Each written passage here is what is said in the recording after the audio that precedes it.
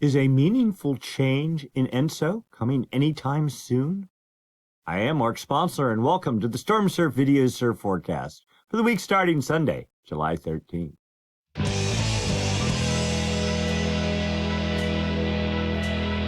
Stormsurf, waves, weather, buoys, altimetry, snow, temperatures, El Nino, weather analysis, essential data for outdoor people, all the time. No hype. If you enjoyed the video, give us a thumbs up. If you have not subscribed, please subscribe. Click the Stormsurf icon down in the lower right-hand corner of your screen. If you have a comment or question, write it up down below. We'd be happy to respond. And if you'd like to make a small contribution to the cause, you may. Hit the super thanks button down below, the heart with the $sign in it. With that, I'd like to thank the folks that donated last week. Tim Caston, Imanetov, Elliot Harris, and E. Slate. Thank you all so much. With that, let's get to work. We'll start by looking at significant wave heights around the planet. In the North Pacific, not a whole lot going on. Tropical system trying to develop there just southeast of Japan. In the South Pacific in general, not a whole lot happening. Remember, it's the gale producing 22-foot seas in the Tasman Sea, pushing towards Fiji. In the North Atlantic, pretty quiet pattern. South Atlantic, a gale with 30-some-odd foot seas, maybe 32 or 33, looking to be targeting South Africa, given a couple days.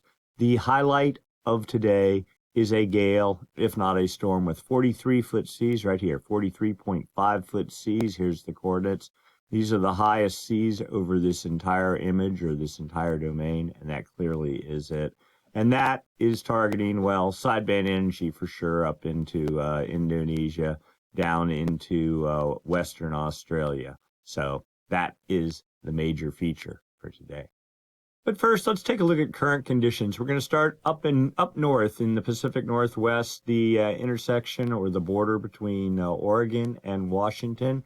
We're looking at the Grays Harbor buoy, number 036. We're looking at all the energy that's hitting that buoy, all the way up from 33.3 second period. That'd be 33.3 seconds between each successive wave height at a fixed point out in the ocean. Very energetic energy, which there is none, all the way down to 5-second period swell, which is basically wind chop.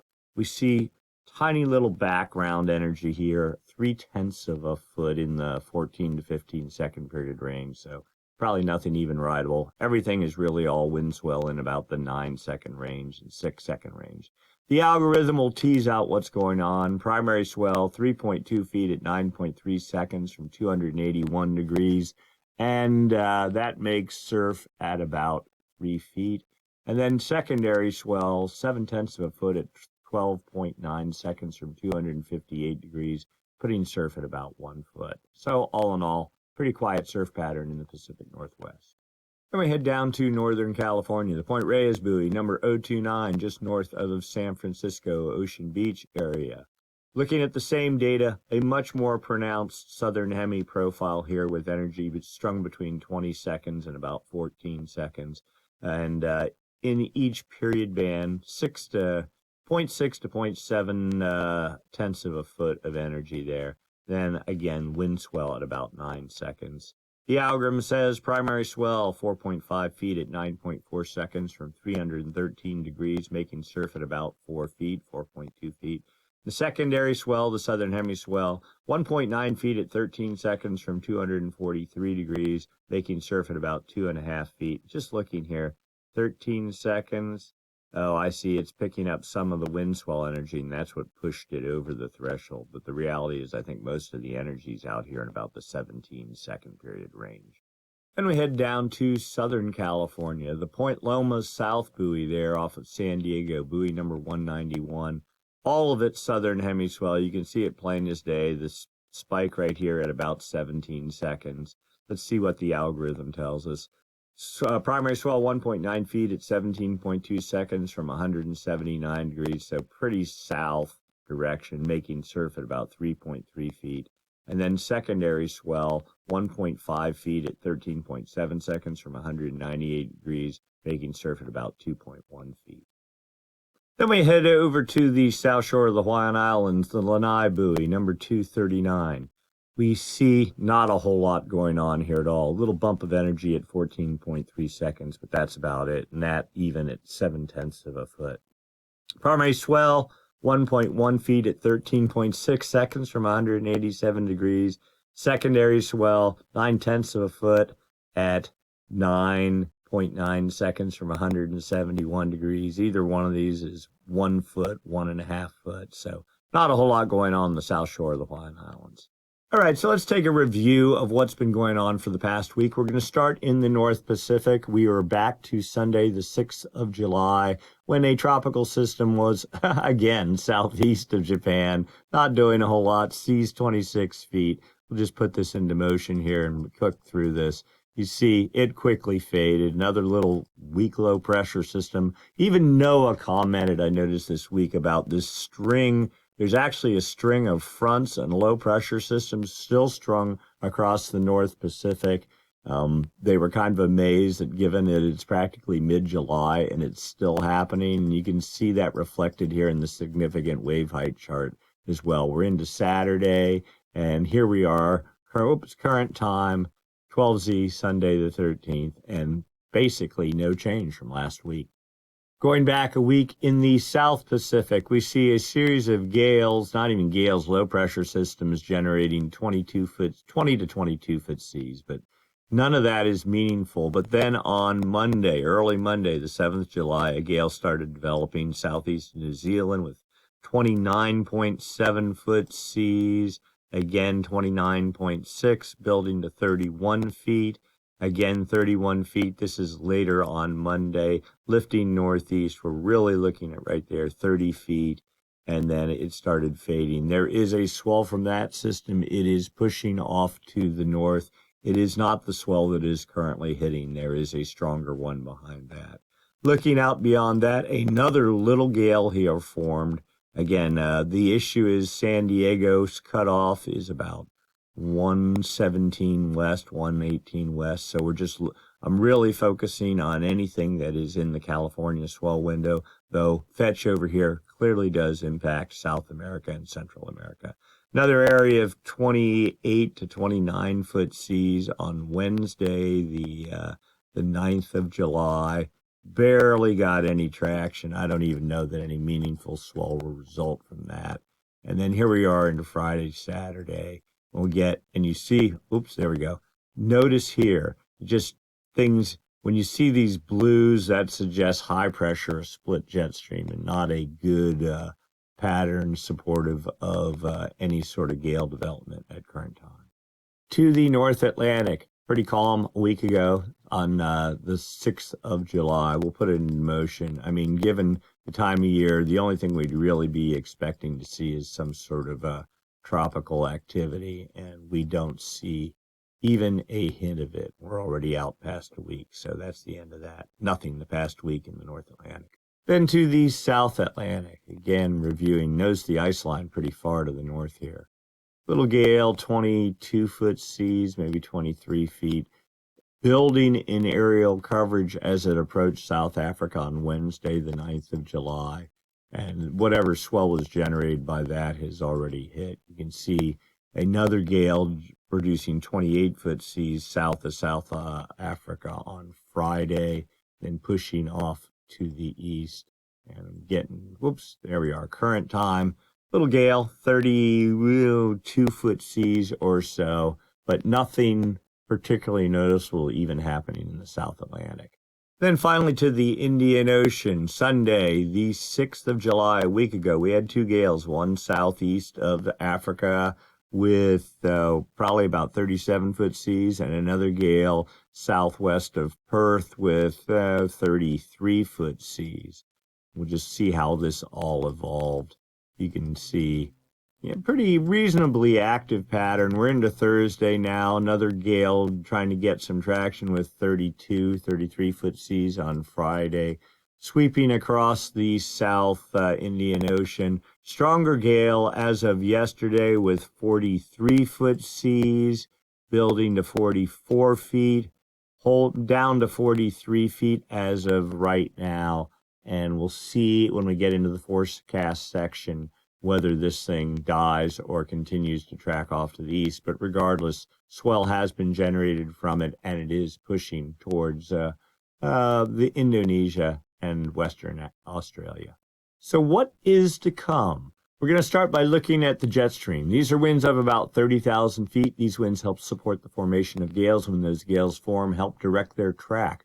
We're looking for a trough, a push in the jet to the north. And, well, you kind of see one there. And it's the southern branch we're focusing on. The northern branch here doesn't do so much. Oh, let's get oriented there. South America over there, New Zealand there, Australia hiding underneath there.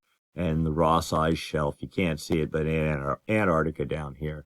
Southern branch of the jet is displaced well to the south. Here is a little trough, and again, troughs, when they push to the north, they help create a clockwise flow aloft and down at the ocean surface. That's the hallmark of low pressure in the southern hemisphere. Of course, low pressure, if it's strong enough, generates winds. As winds get traction on the ocean surface and generate seas. Seas, as they radiate away from the fetch area, the lesser period elements decay off, exposing longer period swell energy. And of course, swell, when it hits your beach, turns into surf. All right, so we have really, if anything, this is a ridge pushing south. The Ross Ice Shelf goes the whole way up to like 63 south. So even this bit of jet here is, for the most part, over Antarctic ice. So we get into later Sunday or early Monday. You see a trough starting to develop, the cutoff relative to San Diego, right about there, 117 west. So, yeah, there's some potential there. And actually, the jet has decent winds pushing due to the north and just barely in the Southern California swell windows. So there's some hope maybe for on Monday and Tuesday for a little gale. Then the whole just southern part of the jet, it looks like it decays, but my guess is it's really inland over Antarctica, which does no good for us anywhere in the Pacific at all. And then here we are, we're into Friday and Saturday, the 19th of July. Another trough tries to set up in the far southeast Pacific, but east of even the California swell window. Again, it's weaker beyond that. I mean, we're really, well, what's going on? Well, you know what? This is pretty typical. After about the 4th of July, at least in California, it seems like the swell machine always shuts down, or it has been at least the past couple of years. And the question is, will it wake up in August, or is summer over and we're already just waiting for fall to start? The official start of fall really is only about a month off from a swell perspective in the North Pacific, if you had an El Nino in development, but otherwise we're probably about 2 months out. The jet stream is the foundation, but it takes actual winds blowing on the ocean surface, imparting energy to the ocean to produce swell. So we're going to take a look here at surface level pressure, surface level winds. As expected, there is a gale producing 35 knot winds. That's enough to generate 13 second period swell, and that's not enough to really make the long journey, the 5,000 mile journey up to California. So this gale here really doing nothing as of right now. But we continue into Monday. Notice a broader area of 40 knot winds trying to make it north of the ice line here in the California swell window, aimed off well to the north. That continues into Tuesday, and then it fades off. Still focusing on Patagonia and South America, but not on California. So we get into Thursday. Notice another similar gale tries to organize, but only gets 35 knot winds, which would be a 13 second period swell, which would be pretty much nothing as far as surf is concerned for California. We're into Saturday, you see, and now Sunday, and nothing beyond that. Notice a strong storm here forecast south of Tasmania. Will it make it into the Southwest Pacific? Well, the model's a week out, don't believe that. And I'd say the odds, just given on the pattern right now, are pretty low of it making it into the Pacific. So what effect are those winds going to have on the sea state in the South Pacific? All right, here's our ice line. What's that, about 63, maybe 64 south, the anomaly. Chunks of ice blowing off the Ross Ice Shelf. Probably a bit overstated in terms of their aerial coverage, but that's a function of the resolution of the model. Still, we know there is some ice there, but otherwise a pretty calm pattern is in control for the moment. Putting this into motion, we would expect to see some sort of a gale developing over here. And there we go, 26-foot seas on Tuesday. Do we get anything better than that? Yeah, I'll call that 27-foot seas. Still just barely in the, I'll call it Southern California swell window. 30-foot seas, that is probably east of even the San Diego swell window, and that all fades out.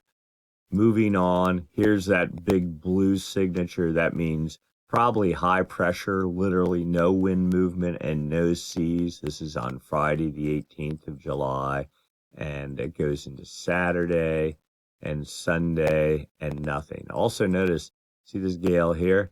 Strong, storm status, 42-foot seas. Let's see, it gets up to 48-foot seas, but all pushing due south right into Antarctic ice will do nothing for our forecast area.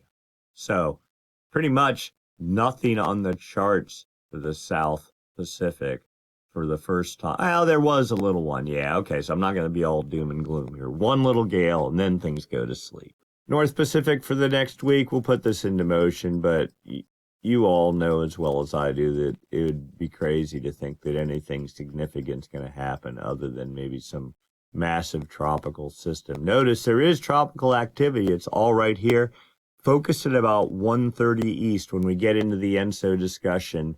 That is key about why, what's going on in this area and what is to come, and that'll speak to the title of this video. Is there any meaningful change in ENSO coming, and what I don't say, for the Pacific anytime soon? And the short little tease is, yeah, maybe. We've been saying it for a couple of weeks now. We'll continue to say that. We'll go look at the evidence here in a little bit. Off to the North Atlantic. Again, we don't expect to see anything here. Tropical activity, probably not. It's not a very favorable environment. The ENSO signal or the MJO signal is weak and nothing helping support tropical storm development. For the South Atlantic, there is a gale with 33-foot seas. You see it right there, if you can read that. Lifting northeast towards Africa. Swell likely will be generated. It's a bit far away. You actually see this swell front there. Another gale tries to develop behind that, again with 31-foot seas. This is on Tuesday, the 15th of July, making it about the same distance from South Africa. So two swells possibly queued up, and then local gale energy with 26, 27-foot seas. This will be on Thursday into Friday, just off the southern tip of Africa. That'll probably put a fair amount of junk in the water, but select spots that are protected probably won't have too much of a difference. And then there we are a week out from now. So a steady, moderate pattern for the South Atlantic. And then the Indian Ocean. There's our gale with 43-foot seas. What does it do? Contracts off to the east, fades, but that's certainly good enough. You can see the beginnings of a swell front targeting Indonesia and certainly western and portions of southern Australia. Remnants of that gale redevelop with 37-foot seas. This would be late Monday into Tuesday, the 15th of July, pushing south of Australia. I mean, a broad area of 24, 25-foot seas, lots of swell, and then things settle down as we get into Saturday. Let's see. Oh, yep, there's our southward falling gale. Other activity back to the west, but nothing particularly strong. All that said, it looks like a good amount of swell is again heading toward Indonesia and Australia, if you were to believe the models. Next up, local wind forecast for California, which is right there, and Hawaii out here. So it'd be Southern California. There's Point Conception, San Francisco up there, so Monterey Bay right in there.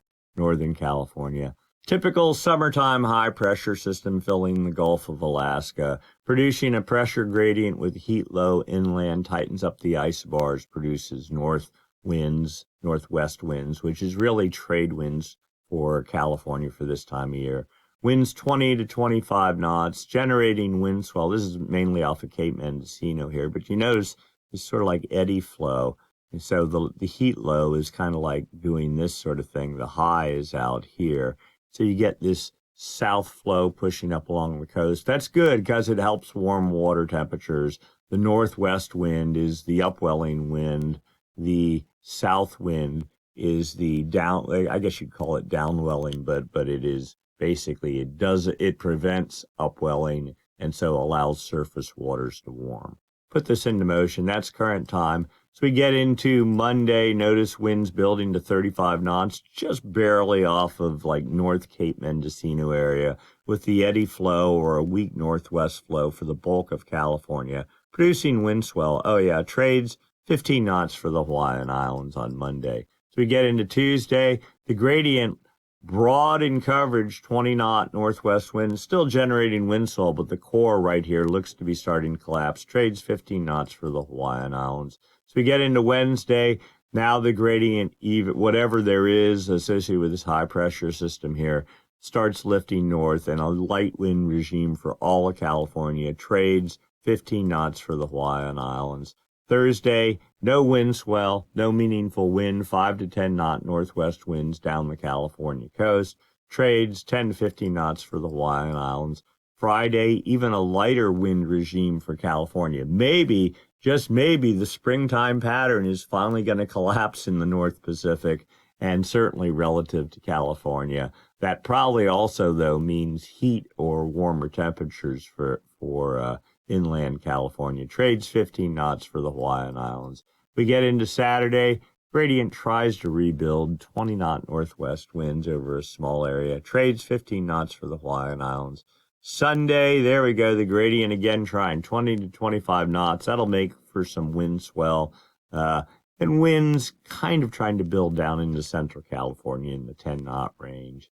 And let's see. Oh, that was 180 hours. So all in all, it looks like the wind machine and the spring pattern is finally going to basically dissipate relative to California, and the start of summer. Again, I always say it. The 4th of July is, like, in my mind, the official start of summer, and just about right on cue within a week, the weather pattern for California looks to be falling in line.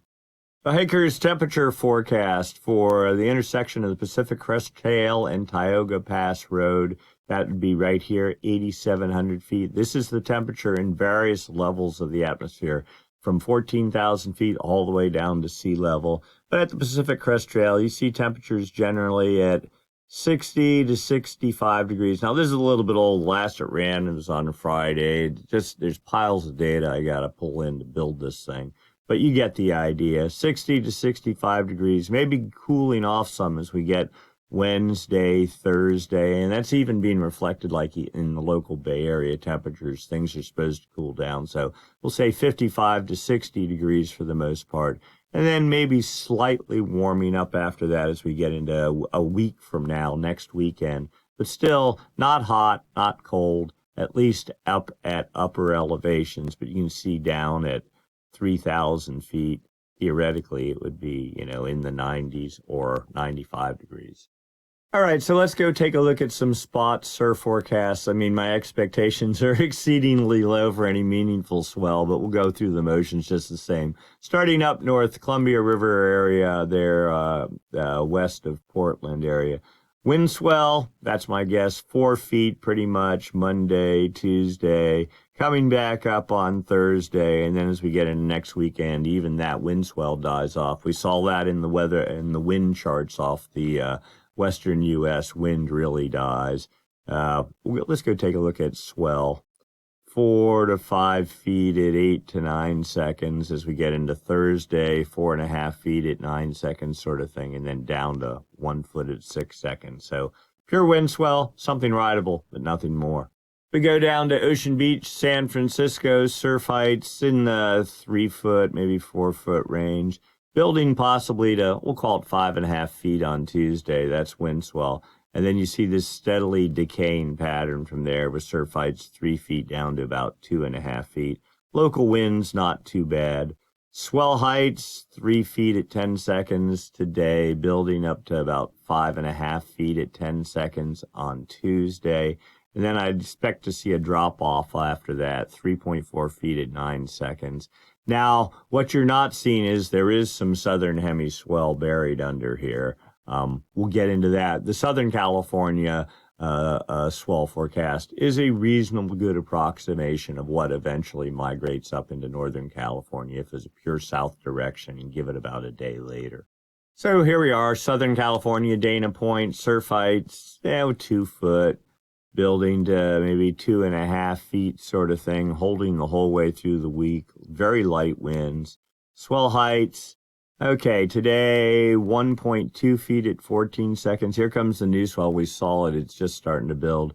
1.2 feet at 16 seconds. This would be on late Sunday into Monday. That swell starts fading out. Another one shows up on Wednesday. This is probably the last, even what I'd call reasonably decent swell. 1.5 feet at 16 seconds. Maybe 1.7 at 15 seconds sort of thing. And then slowly dribbling out into next weekend, but making for rideable surf both in North and Southern California. Off to the South Shore of Kauai, good proxy for Oahu as well. It's just more protected from any wind swells. Surf heights 1.5 feet, maybe pushing up to 2 feet on Wednesday, and again on Friday, but nothing meaningful. Here's your trades, 15. Okay, I was saying 15 knots, but here looking at it, it's 15 to really up to 20 knots. And probably a bit stronger than what I had indicated earlier. All right, swell heights, 2 feet at 8 seconds, wind swell. Is there any period here more than 12 seconds? The answer is no. So basically, no meaningful southern hemi swell. Then we head off to South Africa, Jeffreys Bay, perfectly poised to catch all that southern hemi swell in the South Atlantic, pushing its way into the Indian Ocean.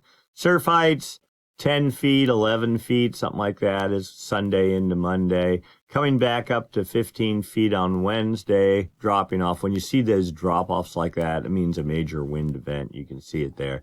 But then 27 feet working their way down. Now, actual surf sizes at, Jeffreys Bay will not be 27 feet because where this thing is anchored off is a bit off the coast.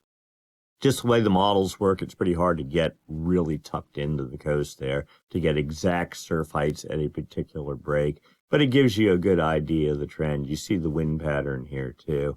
Let's go look at swell heights. So today, 10 feet at 13 seconds. We get into Monday, 9 feet at 12 seconds, so a swell fading out. Here comes another one, 9 to 10 feet at 16 seconds on Wednesday.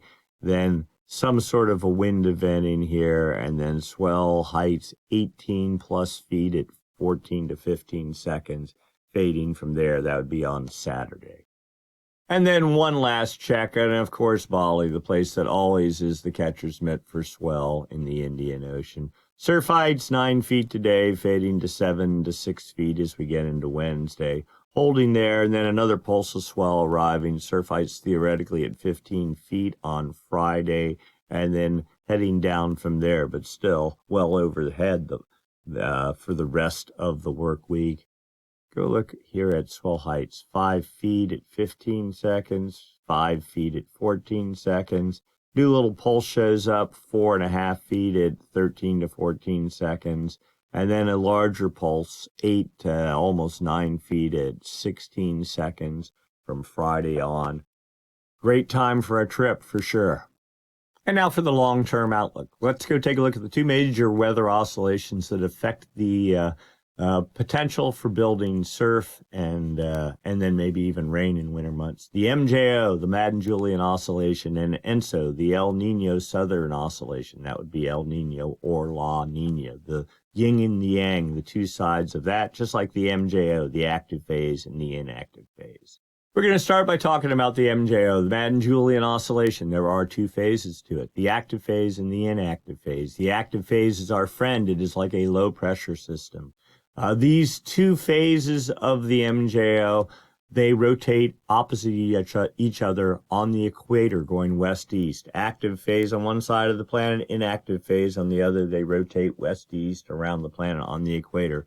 The active phase, when it moves into the far west Pacific on the equator, because it is a low-pressure system, it takes warm, moist air at the ocean surface, lifts it aloft. That warm, moist air feeds the jet stream, making the jet stream stronger, making it come together or consolidate A stronger jet stream is better at making troughs, which is better at forming storms. Based on what we just saw on all the previous charts, with no real storm formation, we saw the jet stream chart in the South Pacific. It's weak and heavily split. One can only surmise that the MJO is incredibly weak, if not in the inactive phase. The inactive phase of the MJO, therefore, is the exact opposite of the active phase. It is a high-pressure system, downward falling air, down towards the ocean surface, creating high pressure. That is the hallmark of high pressure, is downward falling air. Steals energy from the jet stream. The jet stream splits and becomes very weak and is very inefficient at building troughs and therefore storms and therefore producing surf. And that is exactly where we're at right now. A prime example of either the inactive phase of the MJO or just no MJO at all. But let's go take a look here. This is data from the TAO buoy arrays, series of buoys strung across the equator. There's the equator right there. In the Pacific, East Pacific here, West Pacific here, that's New Guinea there. Dateline right there. We're just looking at the arrows. We're looking at winds. Why do I care about winds? Well, these winds are effectively the trade winds. The stronger the trades, then one can assume that is attributable to the inactive phase of the MJO. The active phase of the trades are generated by high pressure, right? Okay. If you have the active phase of the MJO, which is a low pressure system, it starts cutting into the high pressure system and it dampens trade winds. So just by examining trades, we can sort of get a sense of, we get our first little tease look at, well, are we in the active or inactive state of the MJO over the Pacific, or is the active or inactive phase exiting and in the opposite phase getting ready to move in? All right, Far East Pacific here, we're just looking at the arrows. The longer the arrow, the stronger the wind. So strong east trades in the East Pacific, strong east trades, well, there's the date line there. Hawaii is right about there. So strong east trades over the Central Pacific, strong east trades over the West Pacific. That suggests high pressure. That suggests the inactive phase of the MJO. But it's not the actual wind speeds that matter. It is the anomalies, difference from normal for this time of year. Okay, yeah, we always have trades this time of year. There's always trades, but are they stronger than normal? That would suggest the inactive phase of the MJO. Or are they weaker than normal? That would suggest the active phase. Well, we just look at the arrows. If there's any arrow, and depending on its direction, well, east trades stronger than normal. So that inactive phase. East trades stronger normal over the Central Pacific, same thing over the West Pacific. All this smells of either no MJO or the inactive phase of the MJO. Either way, none of this is great for supporting storm development. What is the forecast for the next 2 weeks? And this speaks some to the title of the video, which is a meaningful change in ENSO coming anytime soon? All right, so this is the east-west wind anomalies, the blues, easterly anomalies, the yellows and orange, westerly anomalies. This is for the entire planet, though. Let's slide this up just a little bit there. There we go. So the date line, 180 west, right there, okay. Far West Pacific starts at 125, maybe 130 east, so right there, okay? And it is in the West Pacific that we are most concerned with. If you get a change in trades over there, if the active or inactive phase of the MJO sets up in the West Pacific, the jet stream flies right over that area, over the West Pacific, and that's where it's going to get all its momentum to push the rest of the way across the Pacific and feed storm development. So it's over, I call it the Kelvin wave generation area, because if the trades are really like much weaker than normal, that's where the beginnings of El Nino start setting up. So, all right, Far West Pacific right about here. Notice, and the oranges and reds are westerly anomalies. Notice sometime the end of June into July, we started getting weak westerly anomalies building here. This is from the GFS model, by the way, not the CFS model. They're both dynamic models, but they operate a little different. Notice prior to that, it was almost all easterly anomalies filling the entire Kelvin wave generation area. So a change already, and we had seen this, that a change was supposed to come somewhere in late June, early July. And as we get further down here, it looks like these westerly anomalies, well, they start, I'll just slide it up here. The dividing line between east and west anomalies is somewhere around 155 to 160 east. So half of the West Pacific is supposed to be building with westerly anomalies. And if anything, they noticed the strength of them here just a couple of weeks ago to what they are forecast to be. This is 2 weeks here. So a week from now, a pretty solid westerly wind anomaly pattern is forecast. And this is even my guess. It looks like the active phase of the MJO. We'll have to go tease that out. But if it's not, then that is even more of a significant change is setting up. And easterly anomalies, yes, they get stronger, but they're all basically shunted from the dateline and points east of there. Again, can't stress enough, the far West Pacific is where all, if you have westerly anomalies there, and especially as you're moving into the fall months, that's great for feeding the jet stream and making changes in the Pacific Ocean. Continuing with our MJO discussion, outgoing long wave radiation, where is it? Right there. What is that? It's just fancy words for, is there more or less clouds than normal? If you have the active phase of the MJO and it's a low pressure and it's sucking warm, moist air up into the atmosphere, that warm, moist air eventually hits the cold upper regions of our atmosphere and condenses to form clouds. So all this is a chart that shows, are there more clouds than normal or less clouds than normal? Let's get ourselves oriented. South America, Central America, Hawaii, New Guinea there, EQ, the equator right there, the dateline right there. Blues means if you are beaming radar down from a satellite, bouncing it off the ocean surface, and that return radar beam is trying to get back to the satellite, if you have more clouds than normal, then less of the radar beam makes it through. And that's what the blues represent, negative anomalies, less return signal from the radar beam. That means more clouds. And one can say, oh, that's the active phase of the MJO. And that's exactly what it looks like over the far West Pacific. Building 5 days from now, stronger still 10 days from now, and holding 15 days from now.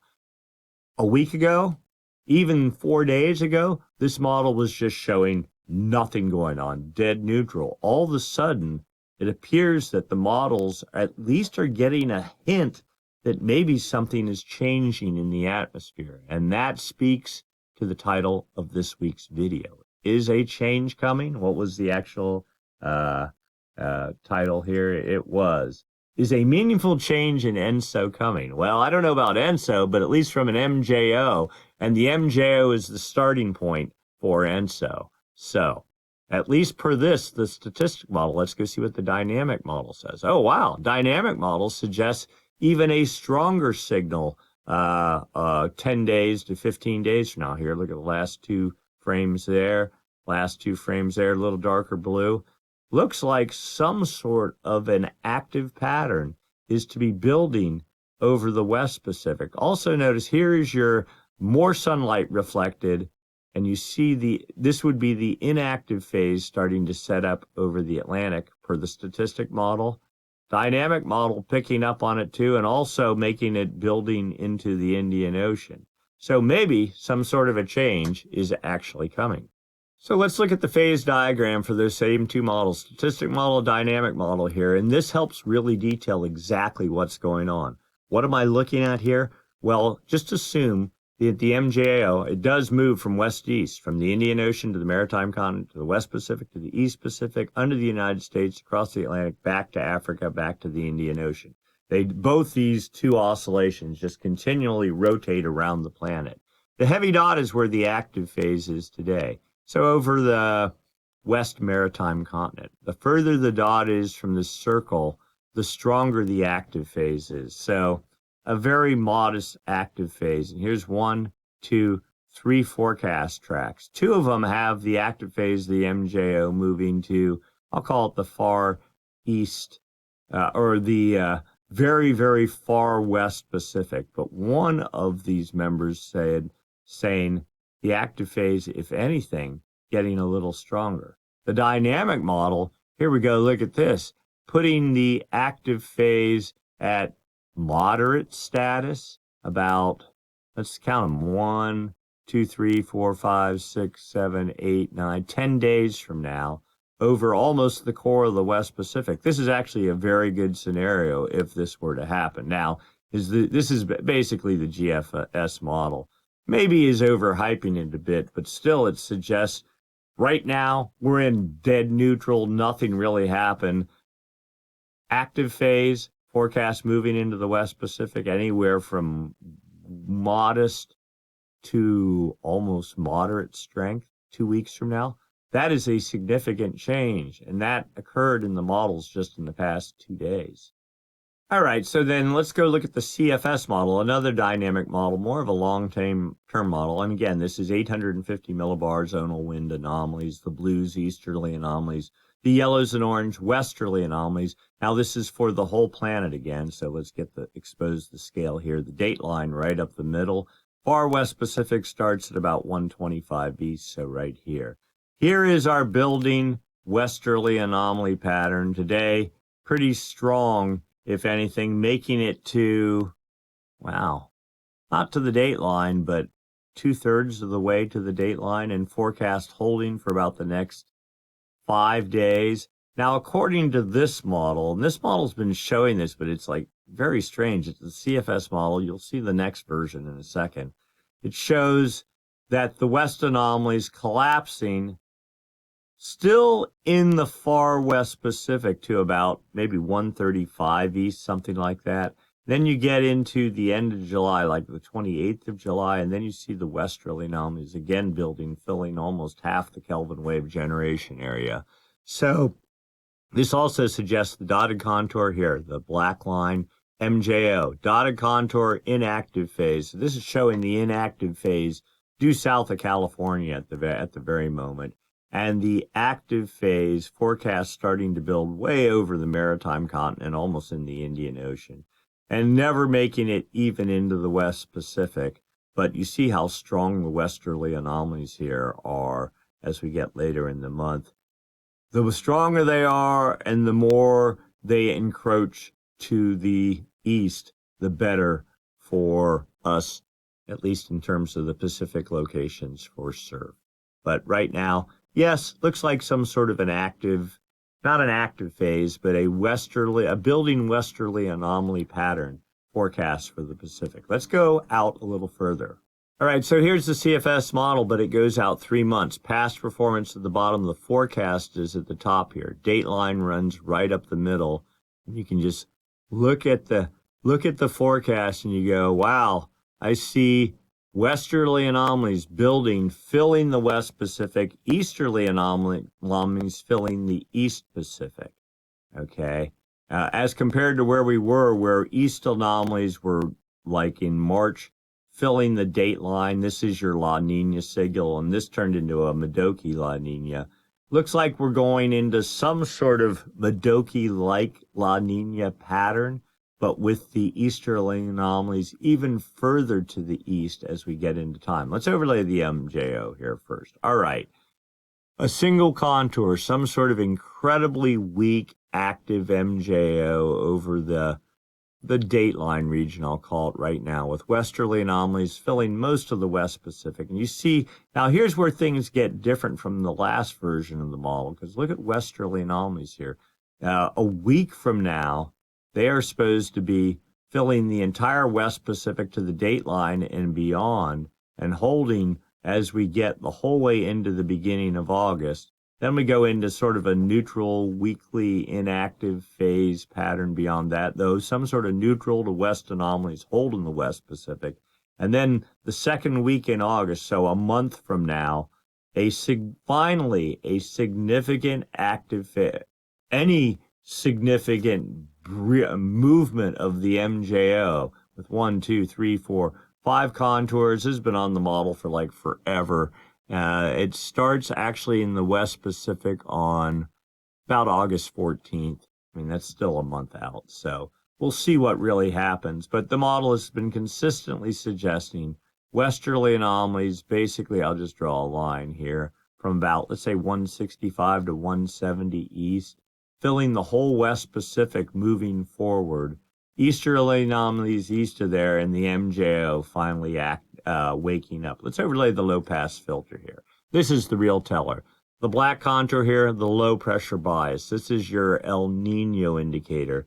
Clearly, it's been over the Indian Ocean this entire time. But you notice, even as of now, the easterly edge of that border is already starting to creep into the West Pacific. And that's only supposed to be building as we get further down in time, with it reaching, as we get into October, not, 60% of the way to the dateline sort of thing, and with a second contour building. Likewise, the high pressure bias, 1, 2, 3 contours here, the dotted line, this is your La Nina signal. It is, as of right now, poised like within the next 2 to 3 days to completely collapse and go, come over the Pacific.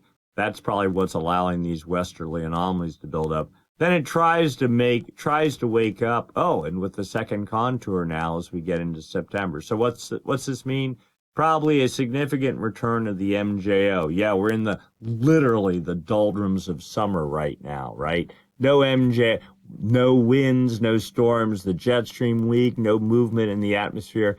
That's probably just because, it's that time of the year. But as soon as you make a little hump into just the beginnings of fall, the MJO wakes up, the high pressure and low pressure bias wake up.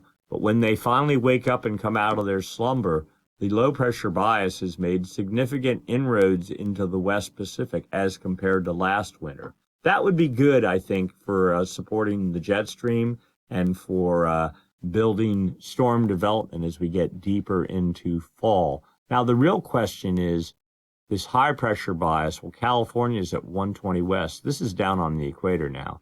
High pressure basically over California would, to me, suggest drought conditions, not a lot of rain. Yes, the jet stream is strong over the Pacific, over to about the dateline or so, and then once it hit the Gulf of Alaska, it'll probably head north up into Alaska proper, cutting off the flow of moisture into California as we get into December and that sort of time frame. But that's just me eyeballing this thing. Let's keep digging. All right, what's going on down in the ocean? This is the El Nino, La Nina portion of the discussion. Typically, during La Nina, you have all your warm water balled up in the West Pacific, colder water, eastern anomalies in the East Pacific. This is data from the TAA buoy array, series of buoys. These are the anchor lines on those buoys. The X's are sensors on the anchor lines, giving you subsurface water temperatures. And then you use a model to fill in the gaps, all right? And you can just see a lot of warm water in the west, not so much in the east. But then we get, at least for I nerd out on this and go, okay, well, where exactly is the warm water? And is it moving or changing from week to week? And what we see here is the 29 degrees centigrade isotherm. I think it was back at 170, maybe even 180 last week. It is inching to the east a little bit at, I'll call it 175 west as of right now. The 28 degree isotherm pretty much locked solid at 160 west. The 24 degree isotherm, it was actually over at like 105 last week. So it's starting to build a little bit into the west. But it's not the actual water temperatures again. It is the difference from normal for this time of year. And we see warmer than normal temperatures. The isotherm starts at about 150 meters down in the west and goes up to, like 50 meters or something like that in the east.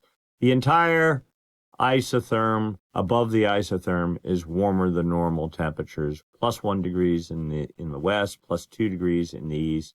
Little pocket of just neutral right there. But all in all, looking pretty favorable, at least I'll call it neutral. Neither cold nor warm, neither El Nino nor La Nina, but if anything, I'd say this is more biased towards El Nino than La Nina. Notice the cool pool here, minus 2 degrees. That has built a little bit, and that we'll talk a bit about that in a second. Here is the same data, but using enhanced with satellite data as well, and it's painting the same picture, basically. Warmer than normal temperatures the whole way above the thermocline. This is the West Pacific and East Pacific here, other than a little ball of cool waters right here off of Ecuador. But almost looks like a Kelvin wave pushing the whole way to maybe 95 west. So not too bad. Let's go look at the satellite data that is used to enhance this. Sea level anomalies. All right. So where are we? On Chile, Peru. There's the equator right there. So that'd be Ecuador. Central America, North America. Date line running right here. Hawaii's right there. You can barely make that out. New Guinea right there. It's only 5 degrees north and south of the equator that really matter. And you see here, so this is satellite data. If you look at the sphere of the Pacific Ocean, that is, take out the waves, the wind waves, the tides, is the sphere of the ocean higher or lower than normal? Why does that matter? Well, if you have cold water at depth in the ocean, cold water contracts, it'll end up displacing a divot on the ocean surface. Likewise, if you have warm water at depth, it expands. It'll push the ocean surface up a little bit and you get positive anomalies. So this is measuring the height difference of the sphere of the ocean in centimeters. So here in the West Pacific, 0 to 5 centimeters above normal, meaning warm water here. In the East, 0 to 5 centimeter anomalies, but also some negative anomalies there. And then right on the equator, pretty much neutral, maybe 1 or 2 centimeters below neutral. We still see sort of indications of a horseshoe pattern here, indicating stronger than normal trades, and any warm water, it tries to travel west to east on the equator, but if you have stronger than normal trades, it kind of gets shunted off to the north and south. The pattern is not nearly as pronounced as it's been. So all in all, pretty much a neutral pattern, at least according to this. Let's go look at some more data. Upper ocean heat anomalies, East Pacific here, West Pacific here. The reds, warmer than normal temperatures. The blues, colder than normal temperatures. This goes back a year. So here is our Modoki La Nina signal here. With cooler water in the east, while warmer water, that means trades were blowing stronger than normal, balling all the warm water up here into the west. And then as we got into mid-April, boom, a release in warm water started streaming east over the date line on the equator, and is now pretty much what we saw in the other chart at about 95 west and filling the entire equatorial Pacific. Now, this is not cooking warm water. We're talking neutral to bias slightly warm. So pretty much I'd call this a neutral ENSO profile. But also keep in mind, there's a lot of warm water. This is at the ocean surface or in the upper 300 meters of the atmosphere. So there is more warm water down depth at the thermocline level than I think this might represent. So that was subsurface temperature anomalies. Let's go look at the ocean surface. That is where the atmosphere meets what's going on in the ocean, and that's where all the action is. Sea surface temperature anomalies for the entire planet. We're really interested only in what's going on 5 degrees north and south of the equator. Off of Ecuador, warming temperatures, couple of pockets of cooling.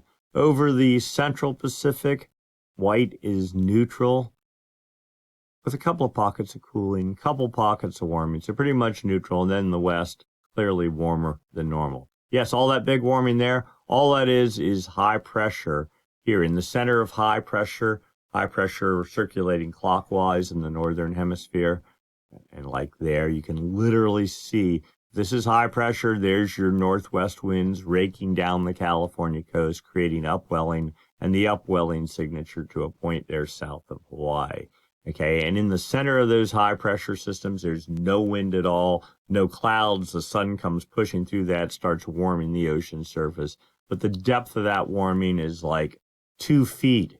And what we need is 100 feet of warming down in the ocean surface. So don't be too confused thinking that this is like some major weird anomaly. This is pretty typical for this time of year.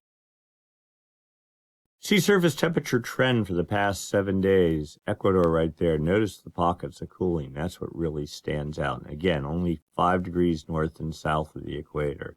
If anything, temperatures are dropping here. Now, we know the inactive phase of the MJO is right over in this, somewhere in, I guess I'd say, more a diffuse area, somewhere around here. It would not be unusual that you would have easterly anomalies or trades blowing harder than normal, creating some upwelling here. Otherwise, not warming, not cooling, other than in this little area right there. This is the alternate sea surface temperature anomaly difference. Rather than using the detailed way they've done it historically because of a global warming planet signal, that what they've done is said, okay, what we're going to do is just average the temperature of the ocean across the entire planet and then just indicate at every grid point the whole way around the planet, is the temperature higher or lower than that average? And this shows you a broader cool signal here. I mean, this looks like a clear La Nina signal in the ocean. I think this is overstated, but not completely as compared to the previous chart. In fact, maybe I can just scroll up here. Yeah, here you go.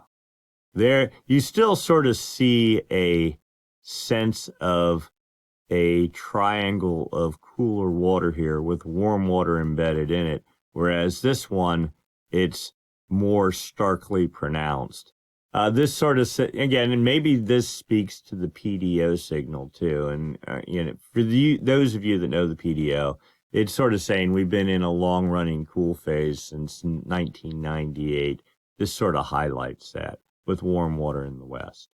And then this chart shows you the 15-day sea surface temperature change. Again, pretty much like neutral out here, but right off of Ecuador. It's this mixed pattern of warm and cold, and that's kind of what a La Nina signal typically looks like when it's trying to get organized. It's cool in spots, warm in spots, and you don't know which way it's going to go. This pattern, not very pronounced. I'm not putting a whole lot of stock in that either right now. We've been in just this neutral MJO thing for a while, so it's a mixed bag.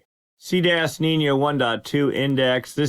I like this the best on it. This just tells you what's going on. It just says, I'm measuring the ocean's temperature day after day after day. I mean, it's more like satellite-based data, I think.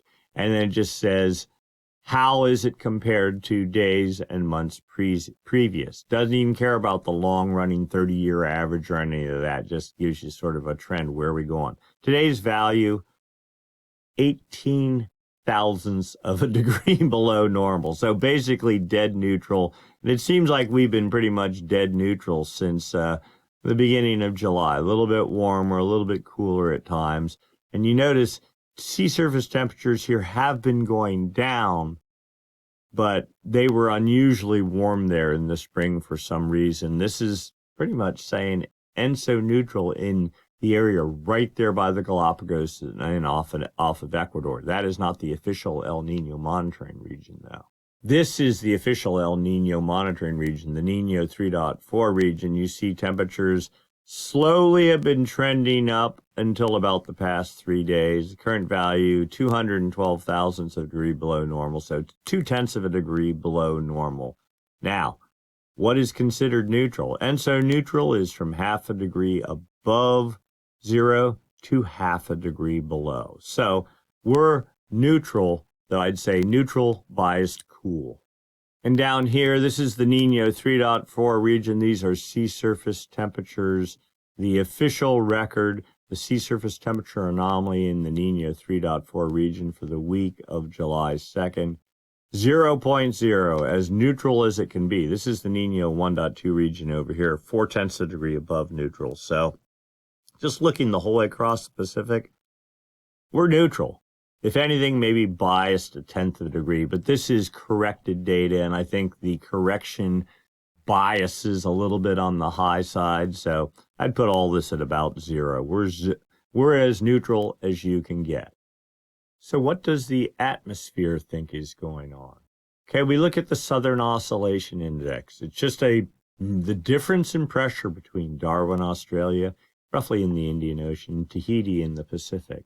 If pressure is lower in the Pacific, the index goes negative. If pressure is higher in the Pacific, the index goes positive. Today's value, well, it's positive, is pretty positive, 16.88. But just scanning down here, yeah, like 5 days ago, we were minus 24.5. So there's, a little low pressure moves over Tahiti, a little high pressure moves over Darwin, and it throws the index off wildly.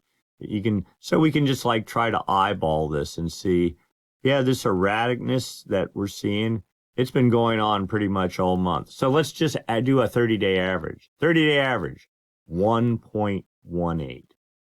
0 is neutral. One is nothing. We were actually down a little bit below 0. So I'd say this is all, and where were we a month ago? +5. We're down at +1.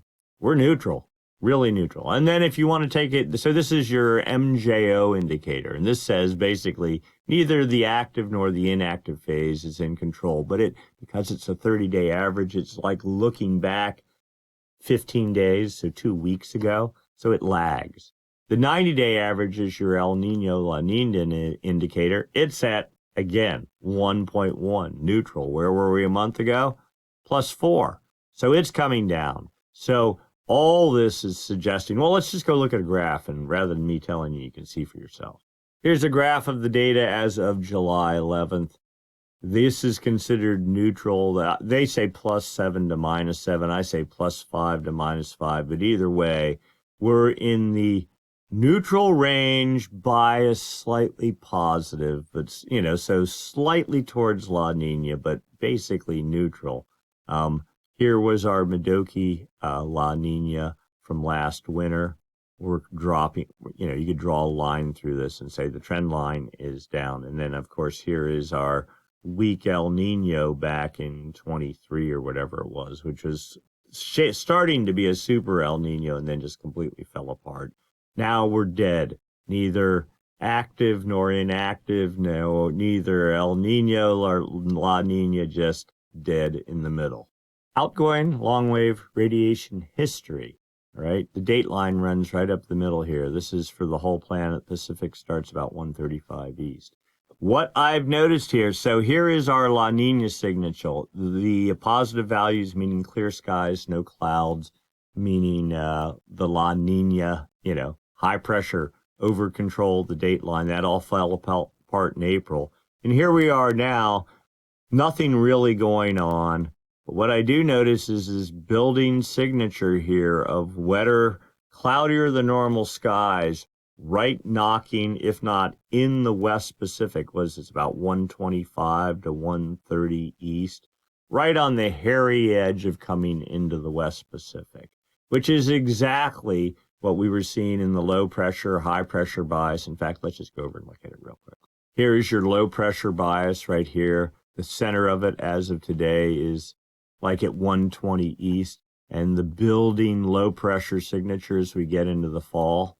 Now this is going in the opposite direction, but here's that building low pressure bias signal here in the West Pacific. And if anything, I'd expect to see more of the blues building over in this area and extending to maybe over to here as we get into the fall months with this high pressure bias signal or cloud free sky not returning. Sea surface temperature anomaly forecast for the Nino 3.4 region from the CFS version 2. So we've been freaking out a bit about this dip in cooler temperatures in the Nino 3.4 region the past 2 weeks. It came out of nowhere. This had been saying dead neutral all fall. Then all of a sudden this fell off.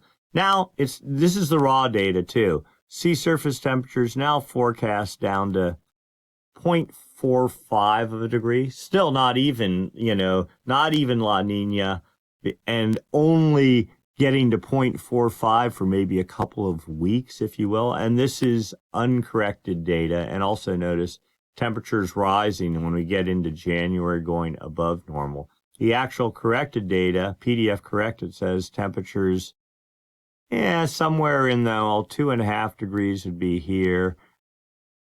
I'm sorry, a quarter of a degree, 0.25 of a degree in the fall, getting down to maybe 0.35, maybe 0.4 for a nanosecond. So basically neutral, biased, cool. Now this is only one model.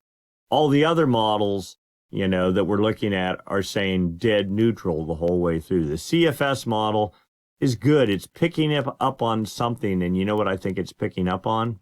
This is the data from the GFS model, these easterly anomalies building in the East Pacific. I think that's what it's picking up on. The Nino 3.4 region runs from 120 west to 170 west, okay? So, of course, if you have easterly anomalies nuking over the Nino 3.4 region, water temperatures are going to drop to some degree. But what this doesn't tell you is what's going on west of the dateline. And there we're seeing westerly anomalies building. Supposedly the active phase of the MJO, or almost like the El Nino signal trying to push into the West Pacific, feeding the jet stream, likely feeding storm development, at least to the dateline and maybe east of there. So sort of a mixed bag presentation. You could call it neutral, but I mean, I think it's going to be favorable for swell production, maybe not so favorable for precip production. So let's go look at that. So here's the sea surface temperature anomaly forecast from the CFS model with PDF corrected. And this is month by month, August. Oh, South America, Central America, Equator, dateline. Your Nino 3.4 region is right here. And this in August, it shows a little bit of cool anomalies. But then you get into September, and that fades. Tries to come back a little bit in October, November. Neutral, neutral, neutral. Okay, so this is pretty good. The thing I do kind of notice, though, is you get that kind of, you notice the warmer than normal temperatures north and south of the equator, and you get that anvil or that triangle shape. It's real pronounced there and there and there. And that suggests stronger than normal easterly anomalies to about there. And again, if the low pressure bias is like right here on the entrance to the West Pacific, and the jet stream is coming across like this, it gets enhanced, it flows most of the way across the Pacific and then veers off to the north as it gets into approaching the U.S. West Coast. That would suggest drier than normal conditions this fall and winter over in this area. In fact, here we go. Monthly precipitation anomalies. This is not PDF corrected. But you see, okay, well, in August, who cares? There's no rainfall, really meaningful rainfall anyway. But then they do show, so you get into September, here's the beginning of your winter season, your rain into the Pacific Northwest. Then we're into November, and here's where things get interesting. Very dry in Northern California, like there's this hard dividing line somewhere in Oregon between wet and dry. Again, that's November. The rainy season, meaningful rain and snow production typically, I would say, starts in December, but this is showing, look at this, as dry as you can possibly get for California. And not particularly wet, just a little bit wetter in the Pacific Northwest. That moderates some as we get into January. And this is what happened last year. Nary a drop of precipitation or meaningful snow into at least the Tahoe region till the beginning of February. And typically, I would say the snow season starts, from just my personal anecdotal information, it's like, okay, the first week of January, ski season is on, we're into it. And if you get lucky, you get snow at Christmas, but that's never a guarantee. This is saying, nope. You probably won't be till February, and even then, well, it's not even on the model, so I don't know. It's me guessing at what's going to go on. And yet, one more chart from the CFS model. All right, this is August. Now, what am I looking at here? Pacific Ocean is from here to here. This is subsurface temperature anomalies. The date line is right there. This is the Indian Ocean, Pacific, that's the Atlantic. But come August, with stronger than normal easterly anomalies forecast here east of the dateline, it shows a cool anomaly setting up subsurface, working its way to the surface September, October, November, December, January. So, and then finally by February, by then it doesn't matter, a return to neutral. So these easterly winds the GFS model is predicting right here could have profound implications for what's going to go on in the East Pacific as we get into the fall. So let's try to put this in perspective. Right now, Jetstream, incredibly weak. The MJO, non-existent. The storm machine is shut down. Maybe one or two little dribbles of southern hemiswell, and then everything goes to sleep. Of course, the model's a week from now could totally change. But just looking at the whole pattern, it seems like the MJO is asleep. If anything, bordering on inactive, that's not feeding energy to the jet stream. And then seasonally speaking, yeah, it's pretty normal come July into early August. Things are going to sleep, and then everyone starts getting antsy. And the typical thing you hear in the lineup is, I can't wait for fall to start. I need real surf. And, I think that's kind of where we're starting to be. It is July 13th, of course, right on time. Nothing out of the norm in reality. The models now suggest, looking longer term, though, that there is easterly anomalies supposed to be building over the Nino 3.4 region. That will drop water temperatures for a little bit. That'll set up a sort of a cool pool subsurface, and then that will kind of, build blocking high pressure over the East Pacific as we get into the fall. But the models also say that lower than normal pressure will be building in the West Pacific. So the whole pattern is shifting from west to east in lockstep. Low pressure over the West Pacific, high pressure over the East Pacific, and then that kind of becomes I guess you could almost call it another weak version of a Modoki La Nina for this fall and winter, though the models aren't even saying that because water temperatures in the Nino 3.4 region don't even get into La Nina territory. So it's just going to be a general tendency, I think, towards highish pressure over the eastern U.S., at least as we get into the fall. I think the real key on being able to tease all this out is the GFS model and what actually happens over the next 2 to 3 weeks. If we get significant, strong easterly anomalies building over the Nino 3.4 region for the next couple of weeks, that might be the harbinger of how things are going to play out. Still not anything other than neutral, but just neutral, biased, cool. Other than that, yeah, we have 2 little southern hemi swells coming up. Nothing big. Make the most of it. The wind swell thing seems to be shutting down completely now, which is typical of this time of year. No big deal. So we're still sort of basically sitting in this ENSO neutral, weak energy pattern, but it seems like the change is starting as we speak. Some of it good with the westerly anomalies and more precip and like that El Nino signal pushing into the West Pacific.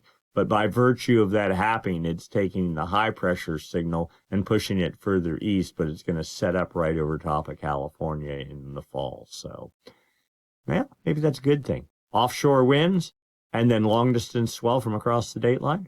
Who knows? I don't know. If you got thoughts, let me know. All right. So that's where I think we're at for this week. If you enjoyed the video, give us a thumbs up. If you haven't subscribed, please do subscribe. I really appreciate it. Hit the Stormsurf icon down in the lower right-hand corner of your screen. Comments, questions? Sure. We've covered a lot of material. Please write them up down below. Be happy to respond. And if you'd like to make a small contribution to the cause, you may hit the super thanks button down below, the heart with a $sign in it. And with that, we are done for this week. We'll do it again next week. Same time, same channel. Thanks so much for watching.